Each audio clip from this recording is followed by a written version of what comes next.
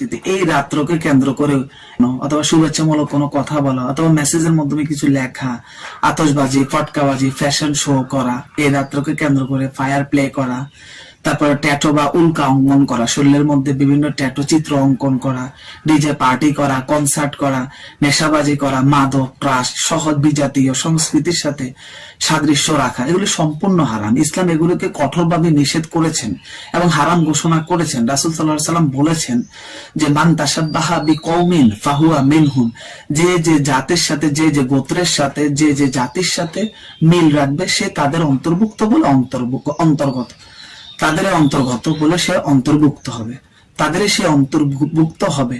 সে আমার উম্মত হতে পারে না। সে আমার উম্মত হলে তো আমি মোহাম্মদের ইসলামে যা আছে সে তাই পালন করত।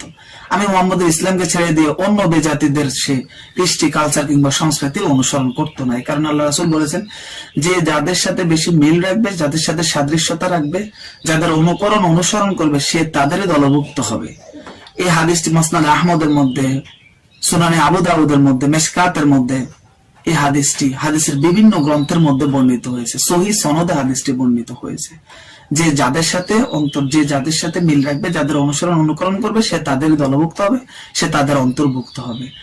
আমরা এই সাধারণ আমাদের খেয়ালিপনা, আমাদের উদাসীনতার জন্য আমরা এইরকম কয়েকটি বিজাতীয়দের রাত্র অথবা বিজাতিদের বিভিন্ন দিবস উদযাপন করে, এগুলি করে আমরা কেন আমাদের মুসলমানিত্ব হারাচ্ছি?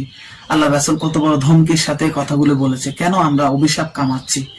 আমরা এই সমস্ত অভিশাপ থেকে দূরে থাকা আমাদের অতি প্রয়োজন। আল্লাহ এবং আল্লাহ রাসূলের কথাগুলোকে আমরা তাকওয়া অর্জনের জন্য, আমাদের দুনিয়া আখিরাতের জীবন সুস্থ সুন্দর হওয়ার জন্য আমরা পালন করা আমাদের জন্য অতি জরুরি। আমরা মুসলমানদের সন্তান, এমনি তো মুসলমানিত্ব বলতে আমাদের মাঝে কিছু নেই, এর উপরে আমরা আরো বিজাতিদের অনুসরণ করে আরো ধ্বংসের পথে চলে যাচ্ছি। আল্লাহ আমাদের সবাইকে হেফাজত করুক। ভালো লাগলে লাইক করবেন, কমেন্টের মধ্যে লিখবেন কেমন লাগলো। চ্যানেলে নতুন হলে নিয়মিতভাবে ইসলামিক গুরুত্বপূর্ণ আলোচনা মাসালা শোনার জন্য চ্যানেলটি এখনই সাবস্ক্রাইব করুন, বাকি ভাইদেরকে শেয়ার করুন। আগামী ভিডিওতে দেখা হবে। সে পর্যন্ত আল্লাহ সবাইকে ভালো রাখুক, সুস্থ রাখুক। আল্লাহ হাফেজ।